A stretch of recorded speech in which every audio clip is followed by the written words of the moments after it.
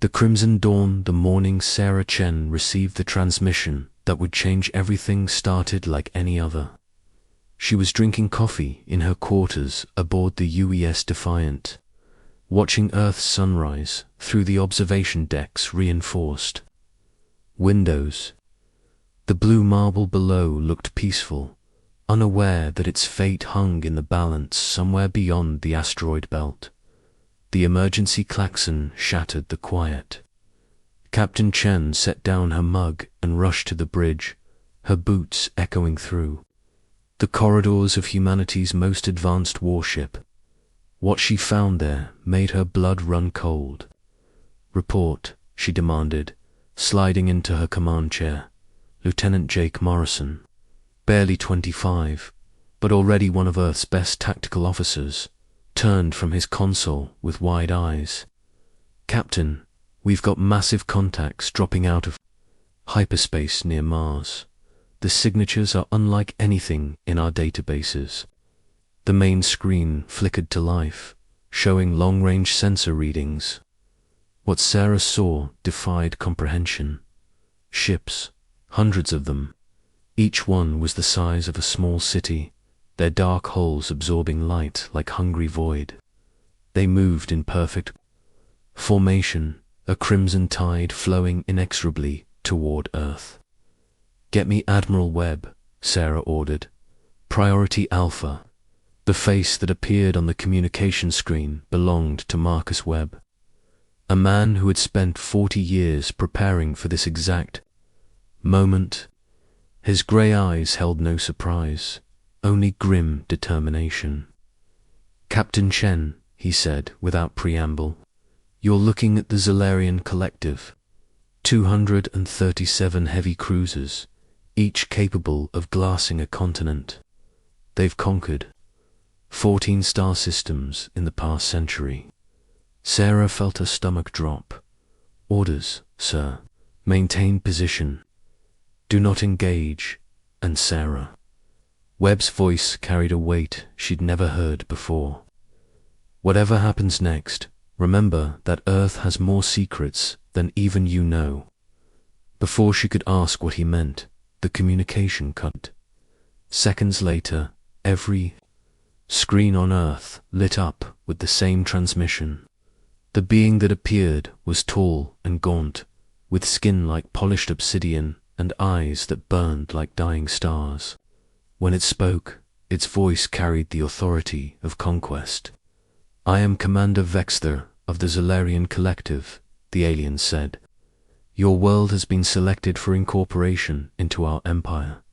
You have 48 hours to surrender unconditionally. Comply, and your species will serve as laborers. Resist, and your world will burn."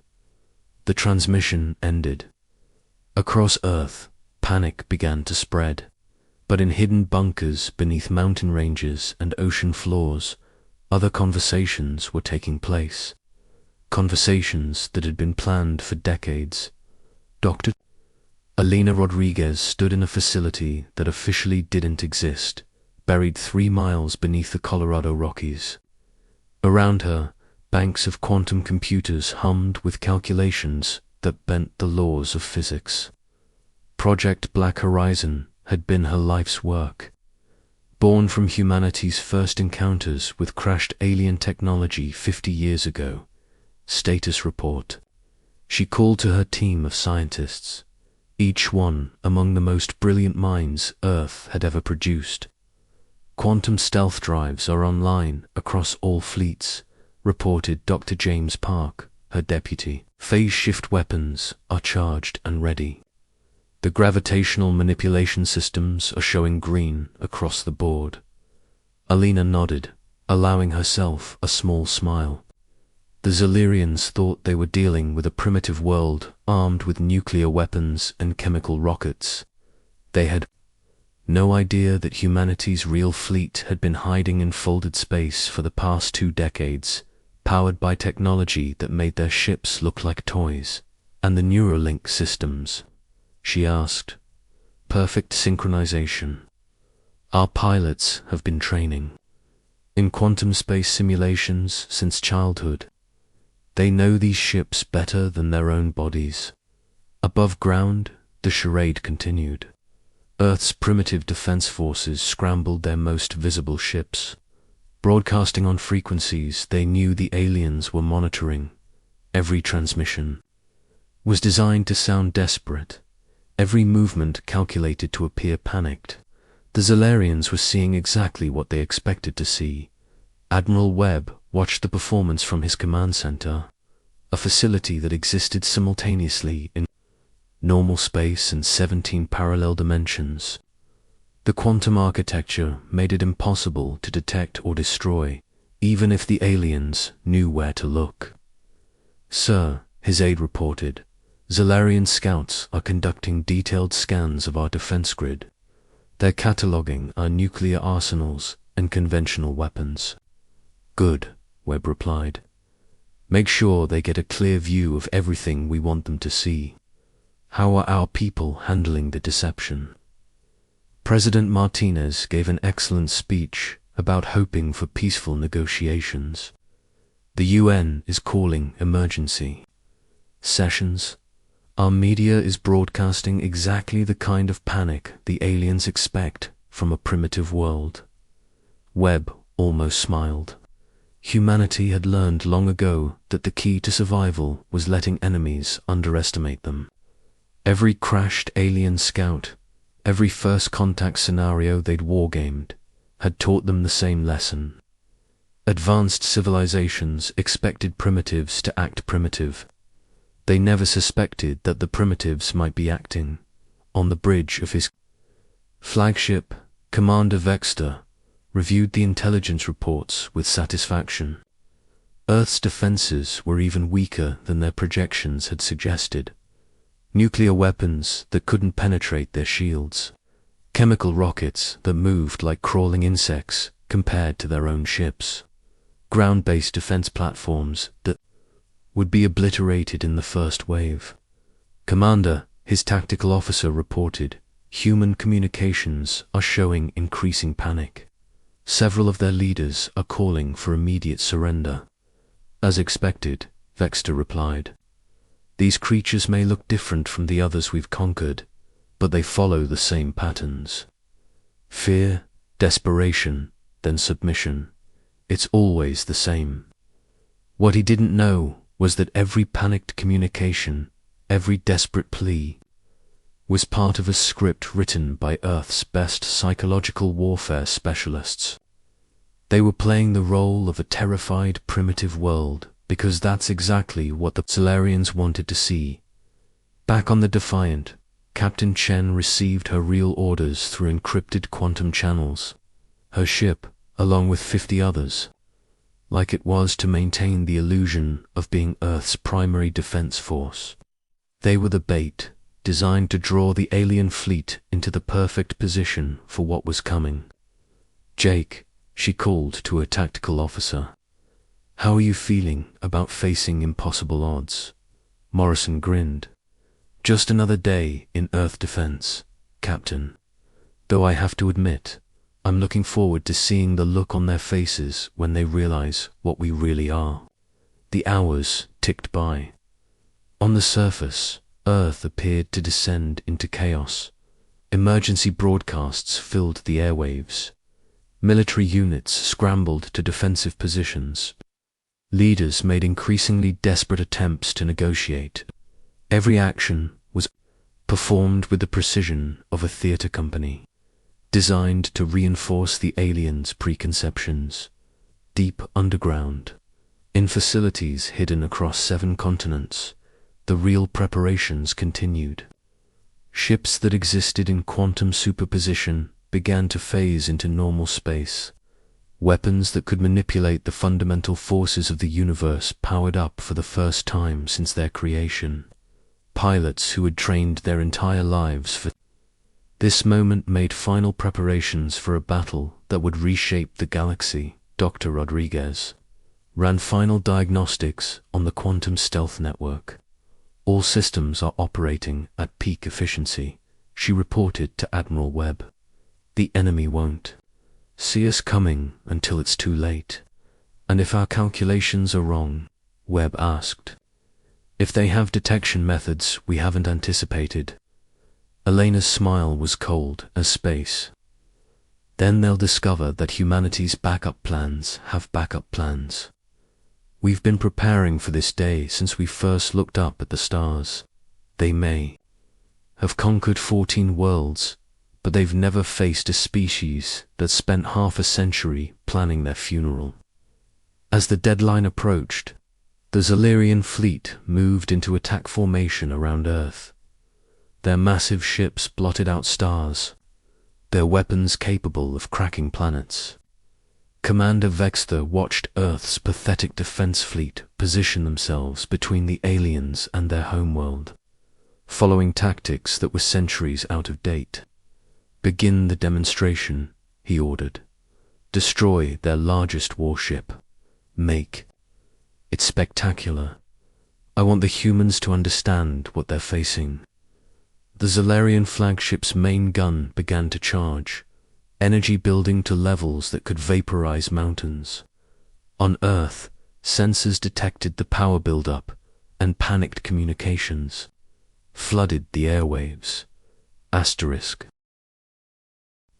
But in hidden command centers, other communications were taking place. Admiral Webb activated a secure channel that connected him to commanders across known space. Officers whose ships existed in dimensions the Zalarians couldn't even detect. All units, he said quietly, Phase 1 is complete. The enemy is in position. Begin Phase 2.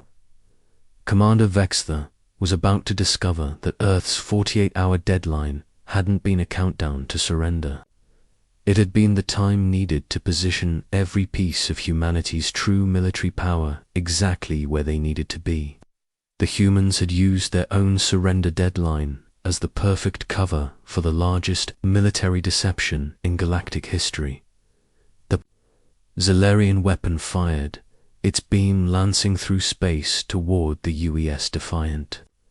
Captain Chen watched it come, her hand hovering over a control that would either save her ship or reveal humanity's greatest secret. She pressed the button, and the galaxy changed forever. Asterisk, the obsidian response the moment Captain Chen's finger touched the control, reality bent. The used Defiant didn't explode under the Zalarian weapon's fury. It simply wasn't there anymore.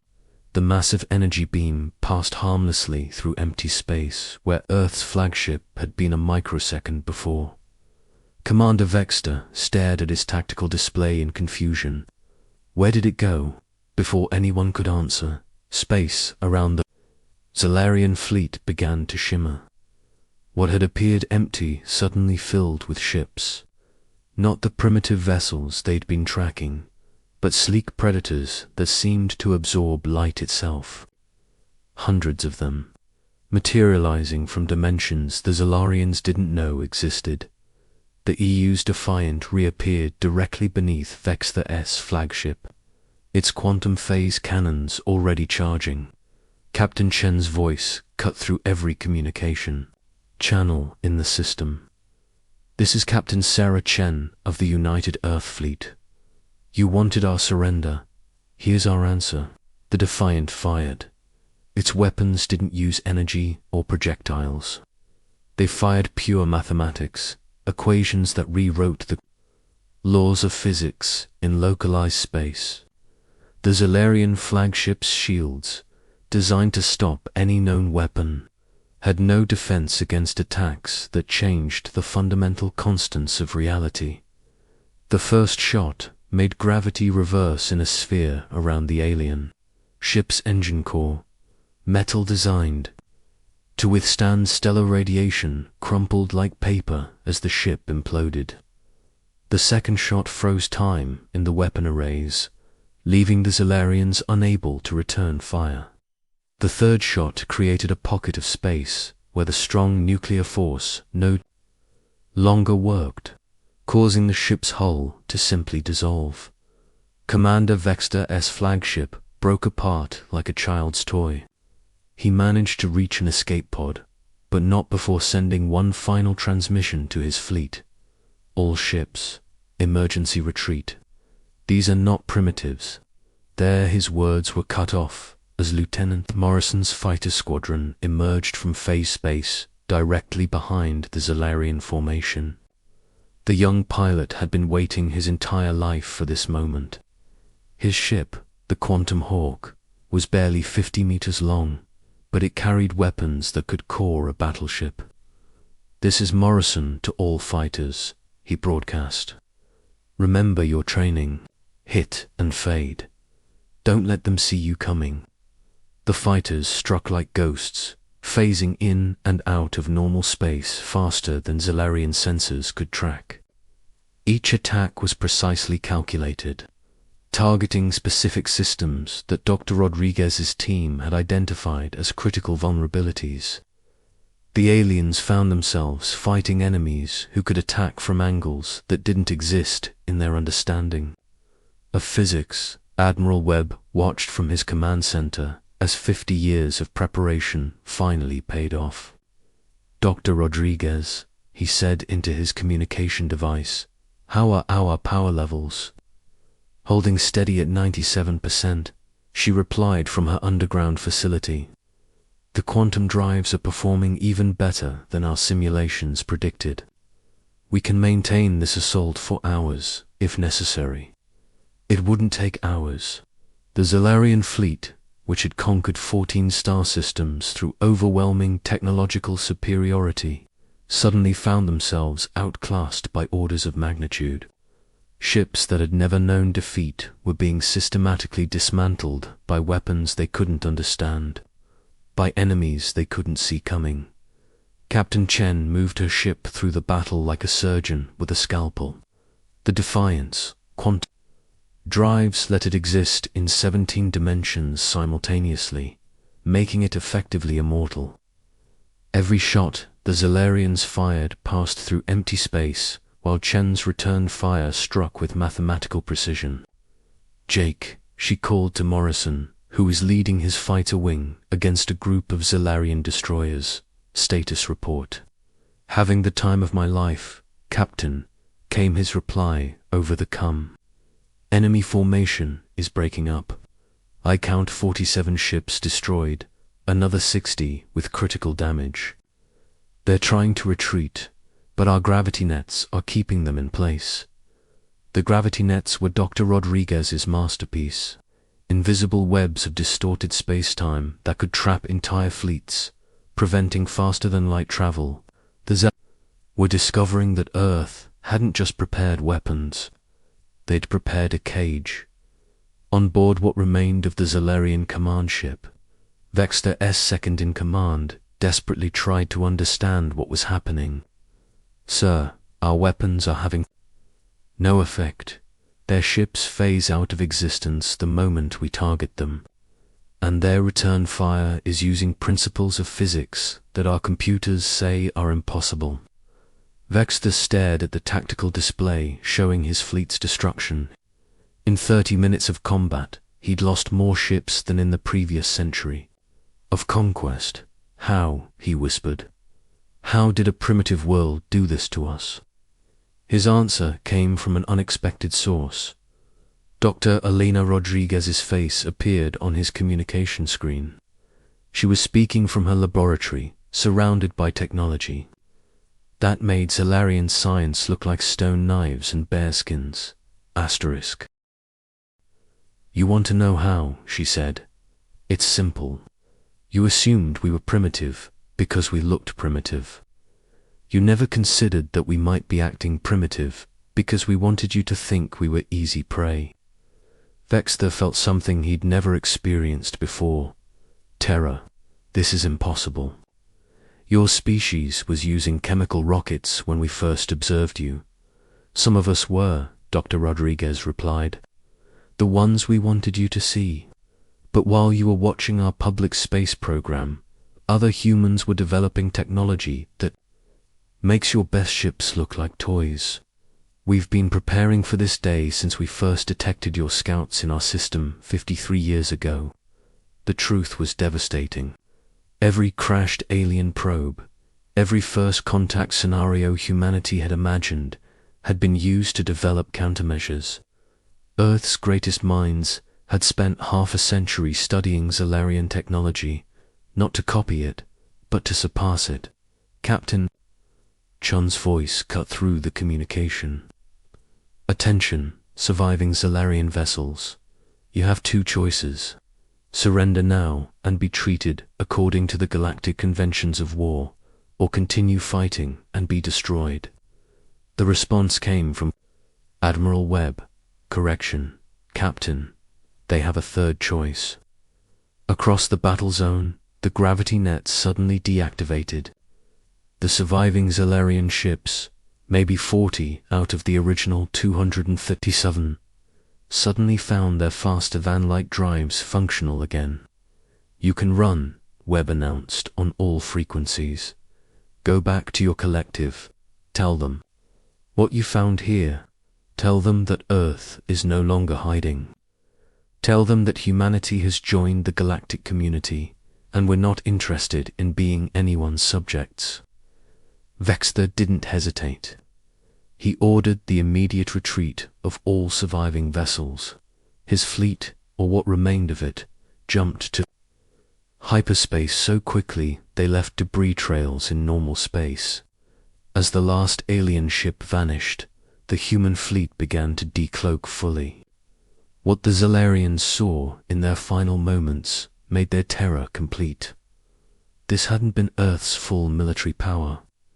This had been a single battle group, less than 10% of humanity's true fleet. Captain Chen stood on her bridge, looking out at the debris field that had once been the galaxy's most feared invasion force. Well, she said to Morrison, I'd say that went pretty well. The young lieutenant grinned.